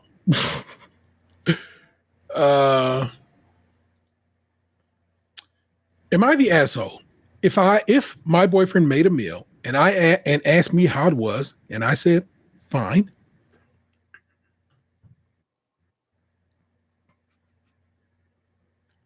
No. So my boyfriend made chicken breasts and some white rice, a salad with garlic. We had some pickles and beetroot on the side from jars. And we sit down and he says, how is it? And I said, fine. There's nothing special. Everything tastes as it should. And he got upset and said he added extra garlic in the lettuce and soy sauce on the breast. We both said we couldn't taste that. And I said, I am not used to making comments about food like he is in his family. When we eat with his mother, everyone has to say something along the lines of how delicious. This is so tasty. Yum at every meal. And in my family, we probably find that behavior a bit fake. We just sit down and talk about other things. And if there was something new in the food, then that would be a normal question to ask how it was. So he got really upset because I should have just said it was great or it's good instead of a normal and not very enthusiastic. It's fine. Everything tastes as it should. And he proceeds to pick up his plate and left to eat in the office. I don't feel like partaking in a family tradition. It doesn't feel natural. I feel like I'm forced to say something I don't care about or about it or don't believe in it. It's chicken breast and white rice. I mean, am I the asshole for not making a bigger deal out of a simple meal? Is he overreacting? Or should I just be fake and oblige that and say it's really tasty every single fucking meal? Damn.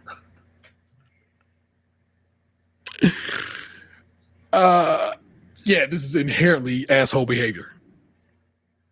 You see where he comes from. You know what he comes from. You know the stock he comes from. He comes from a group of people that try to, pump each other, gas each other up. Be like, yo, you really did that thing. You put your foot in that one, Auntie Denise, or whatever. So you know the stock he comes from. And you being on, I know you're saying, well, I came from people who otherwise. Yeah, you come from people who ain't cool. It's weird. I'm not saying you got to blow smoke up his ass. You can be like, hey, that tastes pretty good to me. When you say some shit like it tastes as it should, get the fuck out of here, man. Just do me a little solid. Yes, I know it tastes as it should. I'm hoping you enjoy it. I do hope though that when they don't like something, they speak up, because I have the problem with like kind of being like, oh, it's fine when I don't really like it. Yeah. And then they continue to make it and I don't want to eat the shit. Yeah. You there has to be and honesty is in like, oh yeah, this is what I like about it, this is what I might not like about it. That is fine. And I would think in any good relationship that should be a part of that. You know what I'm saying? You quit being such a sweetheart and just gotta say, hey man, I don't fuck with this bouillabaisse. Sorry, man, I don't like the fish soup. Stop making it, please. Or make it for yourself. Don't make me none. That's fine. Yeah. Funny enough, one of the dishes that I don't like that gets made all the time is the fish dish. You never told me that, so don't think that I knew that from some kind of whatever. I was just making something up. Oh yeah, I never told anybody that. Yeah, bouillabaisse just happens to be a fish soup, so that's why I knew that. Oh goodness me! We got one glow in the dark here. Okay, let's break this down differently. It will make some. I will be making some assumptions because there isn't a ton of context.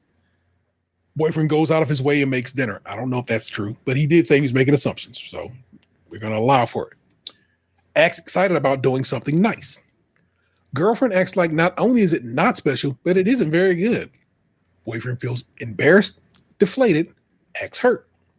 Girlfriend thinks it's dumb to treat people nicely when they do something nice. Either this isn't a match that you understand. This isn't a match that you understand each other at all, or you need to be nicer, or both. You're the asshole. I need you to know something too about this one. This is what I found amusing. This the person who wrote this deleted their whole account after this shit because they got lit the fuck up in these comments, and they were and of course Reddit has said this person is an asshole, and of course I agree. And so they got it hit so hard that they deleted their account, and I love when that goes down because people were like, because it's like, you know what I'm saying, that's how you know you're an asshole, because you go running off. People who can be like, who can take it, be like, all right, you're right, I can see what I did wrong. They'll be in the comments interacting, be like, come on man, but it's like this. But instead, this person just straight up deleted their shit because what they did was asshole. They were an asshole, and it's unnecessary. And I'm not saying they should break up. I'm saying you probably need to take a look at yourself and maybe ask, maybe my folks is kind of fucking on some bullshit. It's not fake to say that's good. In fact, it's perfectly pleasant. It's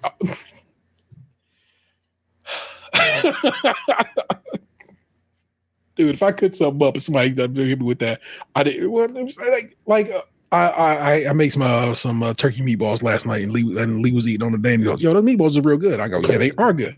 Mind you, I did nothing to meatballs. Them packaged meatballs, I hit them shits in the air fryer. That's what I did. That's the extent to what I did. But he enjoyed the meatballs. I'm like, "You want to make your sandwich?" He goes, "Nah, because I don't want a meatball sub. I just want to eat on some of these meatballs." And I'm like, "But that's what's up." And so, cool. I cooked some. They liked it, kept it moving. That's it. You see, the OP seems to think this person needs, straight up, smoke blown up this person has. Nah, just a simple, it's pretty good. Not bad. A not bad goes so far. You know what I'm saying? Because then it becomes a conversation. Hey, what would you have done different? What could I do different? Oh, I would have probably hit it with some whatever. You know what I'm saying? Hit it with the Spice Weasel Elzar. If you get that joke, holler at your boy. And so thank you. So that's why that's why that matters, and that's why this person in this case is the asshole. It's fucking Jesus Christ. Be better to your people, not just your boyfriends and girlfriends, just your people. Tell your mama she made some good food every now and again. Your daddy too if he cooking. Come on, y'all. Be better. And if it's whack, tell them why it's whack, but in the best way possible. I would have done this. I don't really go for that particular seasoning. That spice ain't really for your boy. But I understand I can see what you was going for there. You can do that. You can be critical, but not, you can critique things without being mean, is my point. You gotta tell them, otherwise they're gonna be losing all our good recipes. Yeah, for sure. And then you're gonna be getting fish served up to you that you don't fuck with. Please stop making this salmon. I don't like it. Stop it. I don't like lox. I'm not too big on the bagels. I went to Cleveland Bagel. Everybody and their mama been talking about Cleveland Bagel for years around these parts. How good they fucking bagels is. Bullshit. Is this the place in Tremont? Yeah, but they got one over on the west side here now. And so I went and hit that one up. and the bagel was whack. They ain't putting no seasoning on their eggs. I get an egg and cheese bagel, you know what I'm saying? It's like just fucking salt and pepper on that. Salt and pepper. That's it. That's all I'm asking for. Not even like you ain't gotta put. I'm not saying go get me some Lowry's. I'm not saying to hit there with some hot sauce, salt and pepper. That's all I'm asking you to do, and they don't even do that. Just terrible, terrible, terrible, terrible. I would never go back there, and I'll tell you right now, don't do it yourself.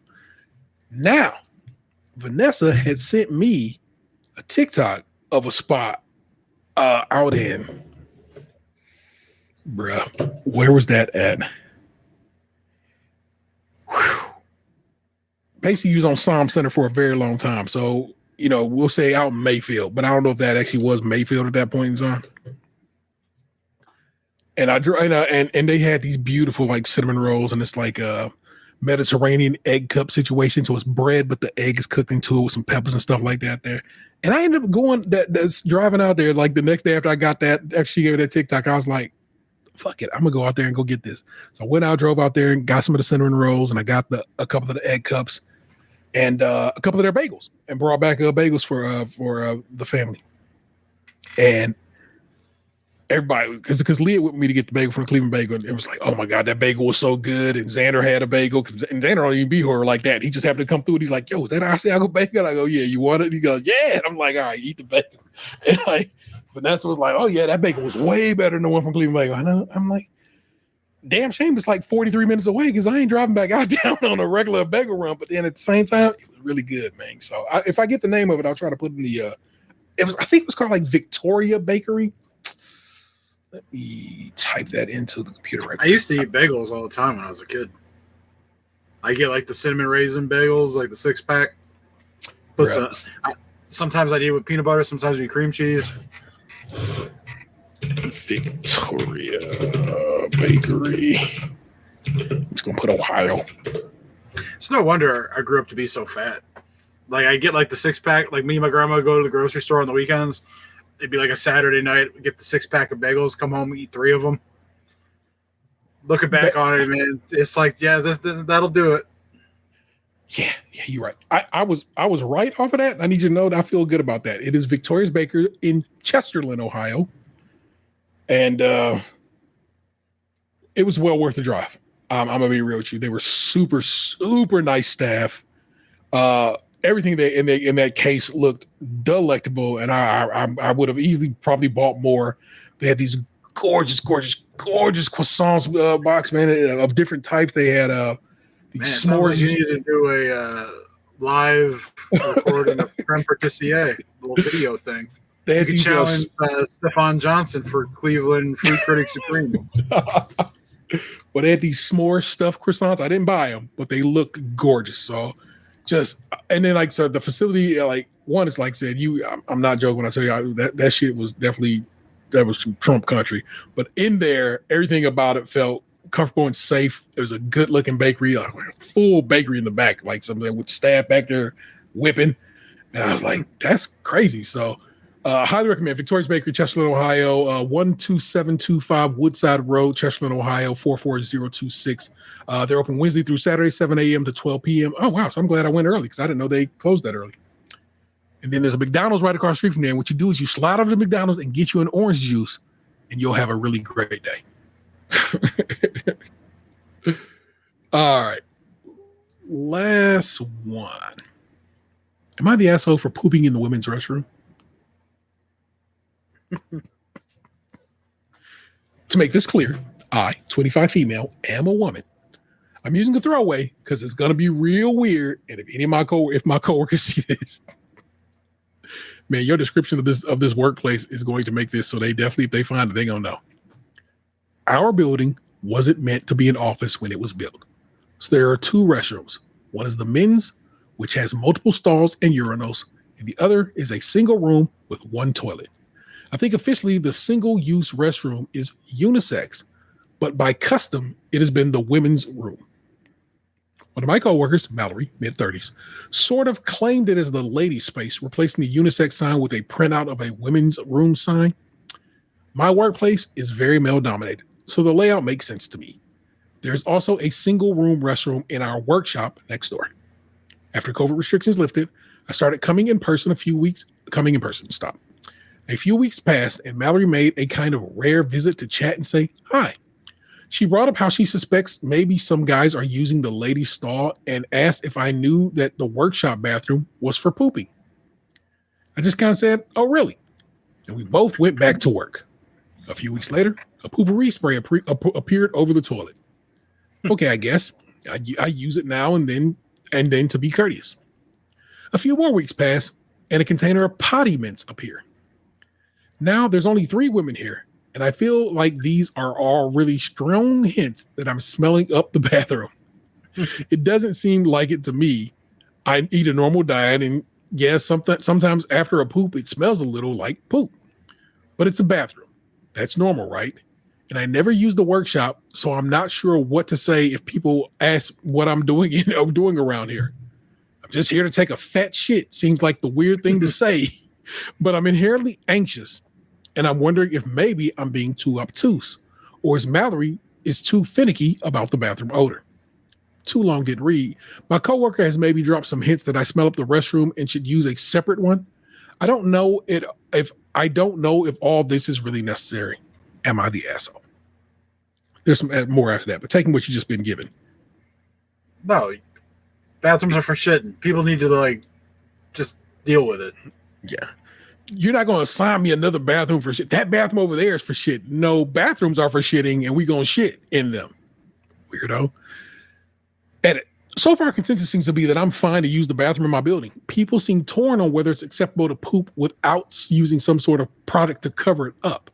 Personally, I never do this at home, and I happen to know there's no such product in the men's room, and I don't have a problem using the ones that are set out. So maybe my next Am I the Asshole will be about whether I need to chip in for those.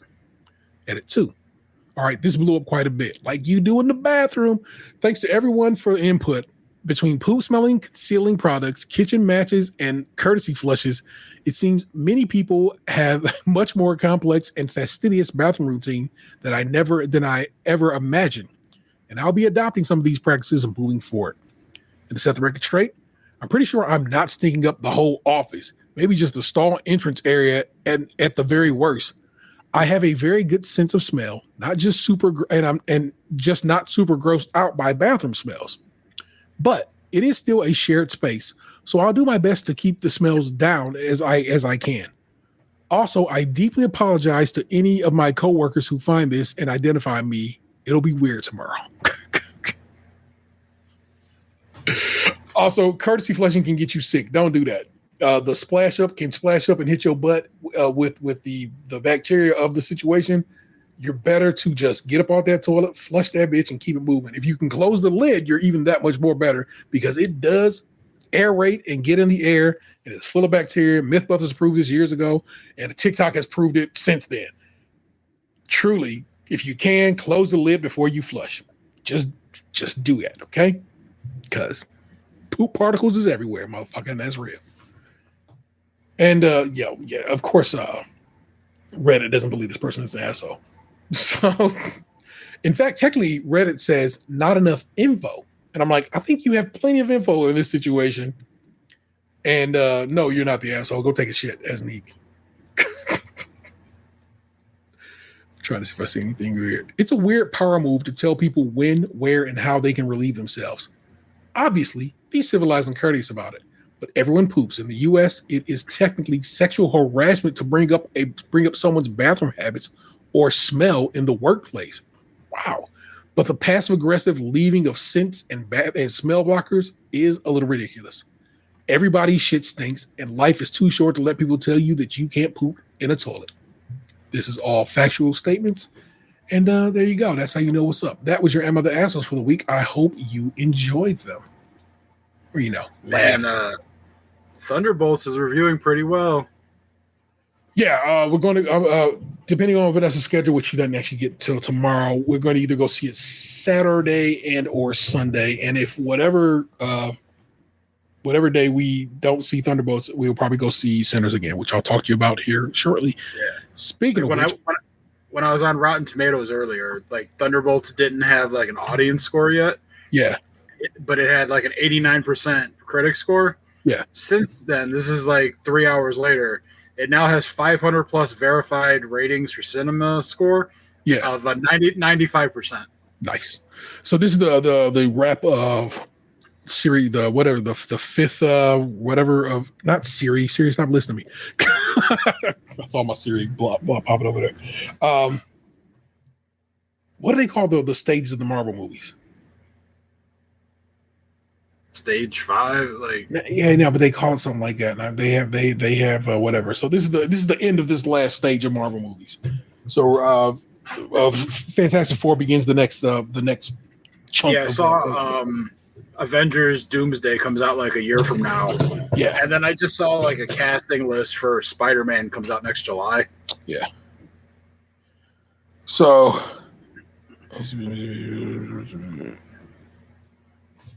yeah, this will be the first Marvel movie that I'll go see. Like, cause I want to go see Thunderbolts. Yeah, It'll be the first Marvel movie that I've gone to the theaters to see in quite some time. Oh yeah. No, I saw Captain America and Brave New World, and I enjoyed it. So I'm on that. And yeah, I haven't seen that yet.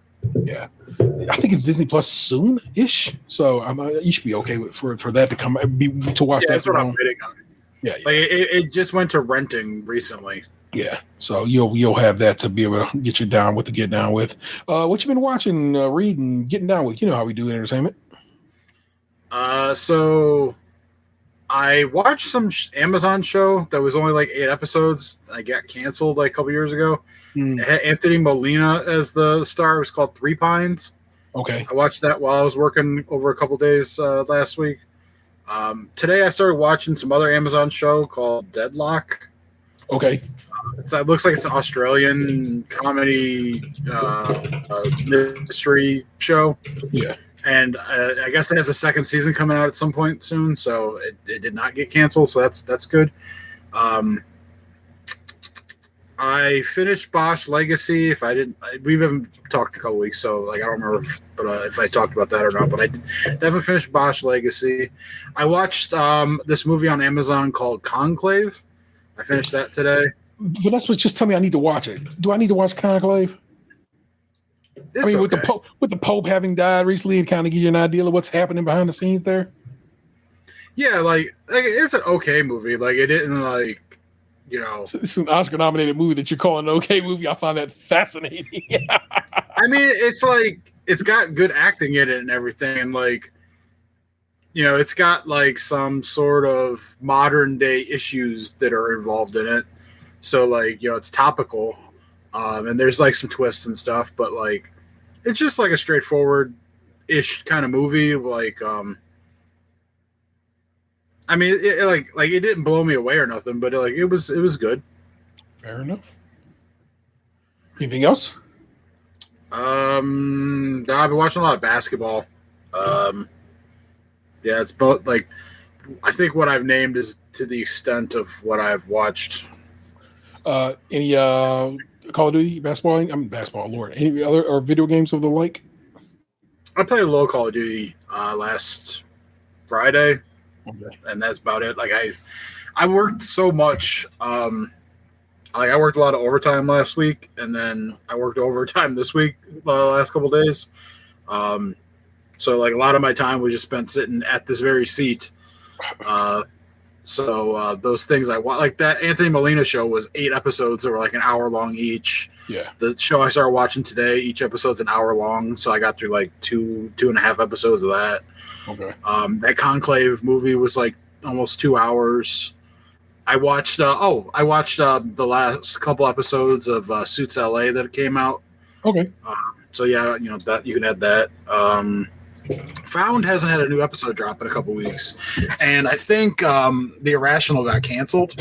Okay. So like I think like their last episode, which left on a cliffhanger of sorts, I don't think it's coming back. So that'll be one of those, you know, never find out what happens further kind of situations. Mm-hmm.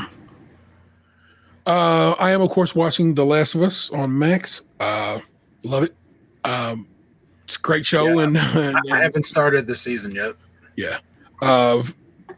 I'm not going to spoil anything for you. It's just a great show, and the internet already spoiled the big thing in episode 2. So, well, I mean, It's still worth a watch, and I promise you, me and Anthony actually have been discussing it, because he's just not a fan of the show. He just but he's not a fan of the show because he so loves the games, and like I was talking about, I'm like, we're like the guys who read Game of Thrones before the show came on. You know what I'm saying?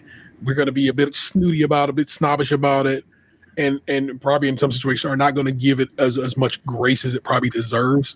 It's how I had to approach the Venom movies. Yeah. They're not like my Venom. They're Venom adjacent, and I just have to accept it. Where what's funny about the last of the show is oftentimes bar for bar, beat for beat, word for word with the game, but then they'll tweak something just so. In the game, it's Joel and his brother. In the show, it's Joel and Dina. Just a tweak, just a little bit of a tweak, but it's just enough of a tweak to be like, I don't know if I like this, and so there's enough. Anthony has felt that Ellie is such a badass in the game, and they take a bit of that from her in the show, in his opinion. I don't agree with him on it. Never have. But that's just where he's at with it in his mind. So, but like I said, I very much enjoy that show. Well worth the watch. You should be checking it out. Andor is back. Andor is a great show. Full stop. It's weird this season how they're going to do it. So basically, Andor's going to come out every week for 4 weeks. Every week, 3 episodes. Every week is 1 year in time. So those 3 episodes take 1 year. So the next set of Andor came out last night.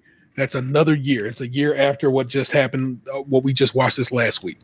And when it gets to the end of Andor, at the end of Andor, the show is going to should be leading you directly into Rogue One, a Star Wars story, which then of course leads you right into Star Wars: A New Hope, episode 4 of Star Wars. So that's how that is going to play out. So the next 3 episodes of Andor are out. The guy who wrote those great last 3 episodes of the first season of Andor is who's on these 3 episodes. I'm very excited to watch them and get down on those. Andor is an amazing show if you like Star Wars or not. So just telling you that right now. You should probably be getting down with that. Vanessa and I went to go see Sinners. Sinners was getting so much burn in these internet streets. I was like, we got to go see this movie. And she was like, I'm down. I'm like, fuck yeah. It is rare that the internet is not rare. In fact, it probably happens more often than not, but it's rare that I come across a movie that is so the internet right. They are 100% right. This movie is amazing. The critics is right. The audience is right. And everybody who goes into this movie it was a packed house. I've not been to the Phoenix Theater. I go to Phoenix Theater of North Olmsted because they have such good prices and it's a good theater experience. Heated seats, Dolby Atmos, the good theater to go see things at. But also, they have the cheapest tickets in the game. I was considering going to pay for it to watch it in the fake IMAX over at Crocker Park, and that was $21 per person. Whereas I just went to go see it on the big screen at the Phoenix Theater at Great Northern, and it was $16 for both of us total. Matinee price, and it was like 4:00. So technically, I think that's after matinee, but. Hey, I'm not going to argue with Phoenix Theater for having player prices on your tickets. Love it. That movie is so good. It's you know me, I'm not a horror movie guy, and it's not really a horror movie. It's not whatever. And people are like, I'm tired of seeing people in the South, doing bad. It's not that kind of movie. It takes place in the South, and it does take place during, Jim Crow South, but that's not the focus of the movie at all. And it just ends up being such a fucking thrill ride, and I really, really loved it. Because Ryan Coogler is who Ryan Coogler is, you get a mid-credit and a post-credit, and I love that. So that's also a whole lot of fun. So you get some more story after the fact. And it's so well directed. It's so well shot. It's gorgeous. Like, the way he shot that movie is insane. He has a hell of a director of photography that does his movies with him. Same director of photography on all his projects. So it's been that gal, actually, I think about it, this entire time. And so she just has an eye. He also has Ludwig Göransson, who does music with Childish Gambino, as the guy who does the music in all his movies. So it's just like it's so good, and I highly recommend it. I would tell you, I'm not joking when I say go see it, man. Go see it if you can go see it on the big screen. Please do, because I think that's the experience you want to watch that movie, and if you want to see that on the big screen, it's worth it. And of course, you can go see it for player prices if you go to Phoenix Theater at Great Northern. They ain't pay me to say that to you. I'm just not gatekeeping no more. We're sharing all the connects. You know what I'm saying? Go see it. I finished Alan Wake, beat Alan Wake 2 on the Xbox. I was glad to wrap that up, and because my next goal is to play through and beat Call of Duty Vanguard single player campaign. So that's installed on the Xbox. I just have not gotten to it. I also want to play South of Midnight and Expedition 33. All on both those last two are Game Pass games, so they're available for with my purchase of Game Pass. So excited to play those games. I'll get to them eventually, and when I get to them, I'll let you know if they're good. I'm still listening to Murderbot books. I'm on All Systems Red, which is the first of the Murderbot books, and I just like Murderbot. That's me actually probably set myself up for failure because I'm reading Murderbot books all over again in preparation for the Murderbot show that's coming here in June on Apple TV Plus. And all I'm going to end up being is being mad that Murderbot ain't how he's supposed to be. But I love the books, man. So, hey, get down with some Murderbot if you have not. The episode title of this show you're listening to right now is currently Drugged Out Kittens. I just like the way it sounded with Box Edit. So that's your episode title right now. But let's get to it. Let me push this button and then let's get the slide out. This motherfucker. Is it D or is it B? People, if it's the wrong button, I'm sorry, but I think it's this one. Hey, it was. Check it out. Housekeeping. Do us a solid. Tune in every Thursday around 8:30 Eastern, a little later today, but that's because I had a concert to attend for my kid. But we used to record this bad boy live, and you can join in on the chat and contribute to the show in some way, shape, or form. Then the show goes up the next Thursday, edited and all lovely, ready for you to enjoy. Twitch or YouTube, your choice. Make sure to like and comment if you're watching on YouTube, and please rate, review, subscribe, and share elsewhere like Spotify and Apple Podcasts.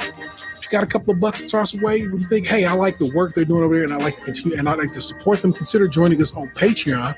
Whereas at the $5 tier, can get extra content each month and early access to new shows. And also, another way to help is just go buy a shirt or whatever you want to buy that, merch style from tpublic.com/user stays Crunchy and Milk, all one word. Crunchy, of course, being spelled with a K. And feel free to give us a call. It's 216-264-6311. That's 216-264-6311. We'd certainly love to hear from you. That's you can leave a voicemail, you can leave a text message, and get down however you choose to. Also, we got email, podcast at stagecrunchyandmilk.com. I always forget to give that out. Just want to shoot us a message, got that right there. Again, it's podcast at stagecrunchyandmilk.com. Crunchy, of course, being spelled with a K. Our missing man is the 216's own Tatum 216. That is, of course, Lunchbox 2099 on the podcast. Know what it is. I am the internet's Tayrell 713. We'll do it again next time. Don't make me push you into traffic. Peace. What happened to your ass? It used to be beautiful.